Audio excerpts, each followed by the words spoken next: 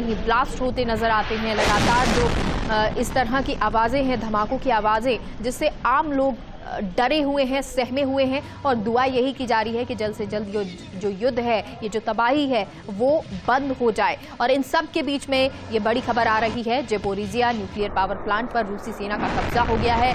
रूसी सेना ने यूक्रेन के परमाणु प्लांट पर कब्जा कर लिया है।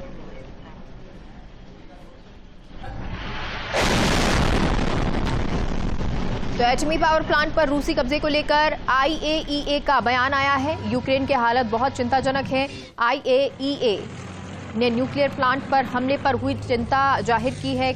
संकट के राजनीतिक पहलुओं से मतलब नहीं है। IAEA का कहना, 6 न्यूक्लियर रिएक्टर को कोई नुकसान नहीं हुआ है। रूस और यूक्रेन से जल्द बातचीत शुरू करने को कहा है।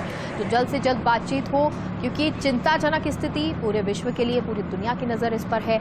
और इन हमलों को लेकर यूक्रेन का बयान, कहा कि खेरसन में टीवी टावर पर रूसी सेना का कब्जा हो गया है।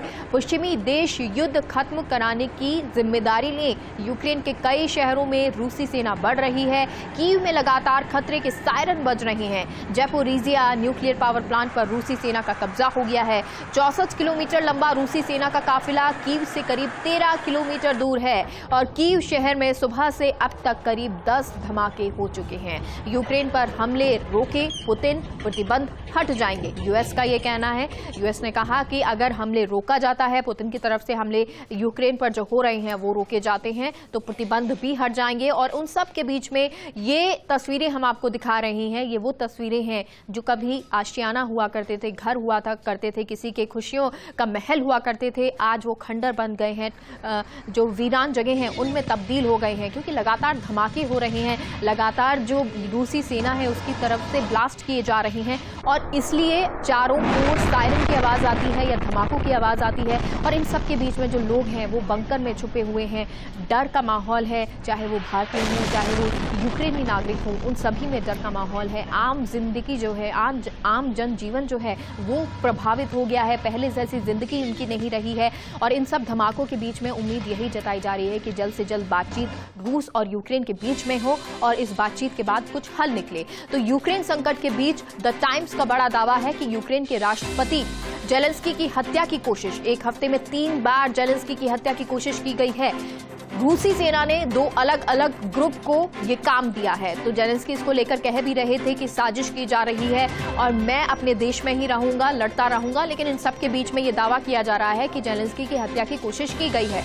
2 बार, एक हफ्ते में 3 बार जेलेंस्की की हत्या की कोशिश की गई। रूसी सेना ने इसके लिए अलग अलग ग्रुप्स को काम दिया है। 2 अलग अलग ग्रुप्स बांटे गए हैं जिन्हें ये काम दिया गया है कि जेलेंस्की की हत्या की जाए। अब इसको लेकर ये दावा भी किया जा रहा है। तो लगातार यूक्रेन से जो हालत है वो बहुत चिंताजनक नजर आ रहे हैं। और इन सब के बीच में अगर हम भारत की भी बात करें तो भारतीय छात्रों का आने का सिलसिला जारी है।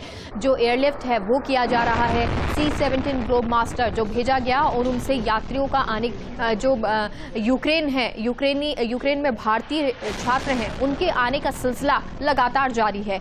और क्योंकि कीव की अगर आप बात कर लें, कीव वो सबसे एरिया है खतरनाक, या इस वक्त अगर सेंसिटिव बात करें तो कीव वो एरिया है जहां पर सबसे ज्यादा धमाके हो रहे हैं। और ये भी कहा जा रहा है